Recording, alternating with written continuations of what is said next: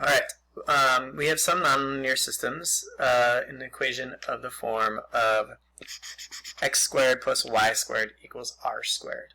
That is the equation of a circle where the center of the circle would be 0, 0, and the radius is r.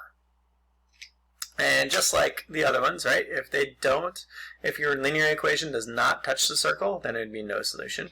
If the linear equation touched the circle only at one point, it'd be one solution. And then if the linear equation goes through the circle, hitting it at 2 points, two solutions. Alright, I'm going to go ahead and flip it on up. And here we go. Concept 3, solving another quadratic system by substitution. And it says, solve the system by substitution. Alright, well, substitution, this one's set up for it right away, right? Look, y is equal to negative 3x plus 10. Right? I'm just going to plug that negative 3x plus 10 into the top equation, right? And then there's my substitution. So I have x squared plus, instead of y, I'm going to replace that with negative 3x plus 10 squared equals 10. Wonderful. Alright, now I have only x as my variable. I can solve for x. I'm going to go back and replace it in one of those equations to solve for y. Alright, so first things first, I have this binomial squared. I'm going to use the shortcut, so I have x squared plus, take my first term, negative 3x squared. Negative 3x times negative 3x is positive 9x squared. Take my two terms, negative 3x and 10, multiply them together. That's negative 30x, but then double it, so negative 60x. Take my last term, 10 squared. 10 times 10 is 100.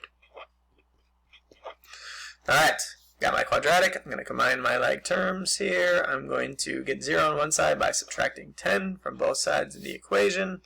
Now I get 10x squared minus 60x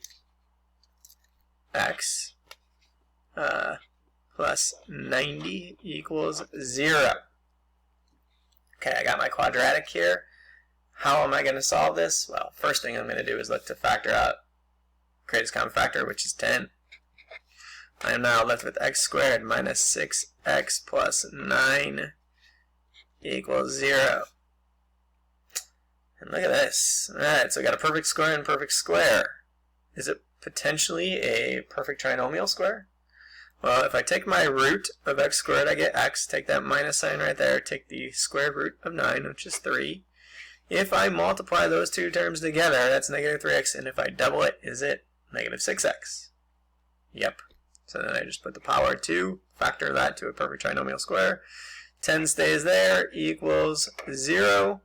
And now I'm going to solve by dividing 10 to both sides of the equation, leaving me with the quantity of x minus 3 squared equals 0. Okay, now how would I solve this? Well, I take the square root of both sides. Now I get the quantity of x minus 3 equals positive negative 0, but is there really such thing? It's just 0. Add 3 to both sides, x equals 3. Alright, awesome. I solved for x. Now where am I going to plug it? Well, if I want to solve for y, I'm just going to plug it right there, right? So y equals negative 3, place the x with 3, plus 10. That's negative 9 plus 10, and that is 1. And what's my solution? Well, my solution now is 3, 1. So my answer would be 3, 1 as an ordered pair. Only one solution, right? Because I had the square root of 0. So I had only one solution. The circle and the line only intersect at one point. Okay, number 6, I want you to try. It's going to look a little different. You should get 2 points.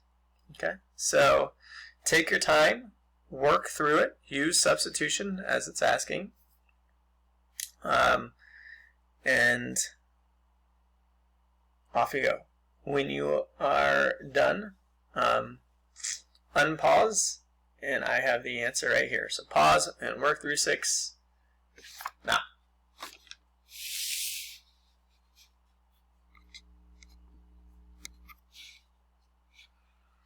Okay, the answer to number 6 is -4, -2, and +2, 4. That is it for our notes, you guys. So pause, look at that, make sure it makes sense. Feel free to ask any questions later. But that is the end of the video notes.